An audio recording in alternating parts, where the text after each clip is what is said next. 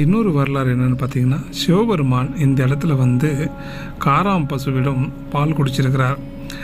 அந்த இடத்த தான் இப்போ நம்ம பார்க்குறோம். காராம் பசு தடம்.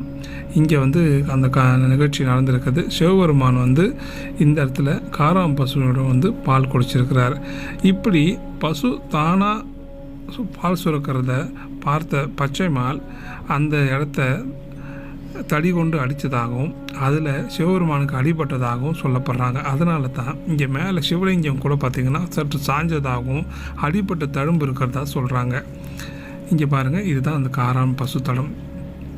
சிவபெருமான் இந்த இடத்துல தான் பசுவிடம் பால் குடிச்சிருக்கிறார். அதை மக்கள் எல்லோரும் இங்கே வந்து வணங்குகிறாங்க. மஞ்சளை போட்டு அதுக்கு வந்து நிறைய பேர் வழிபாடு செய்கிறாங்க.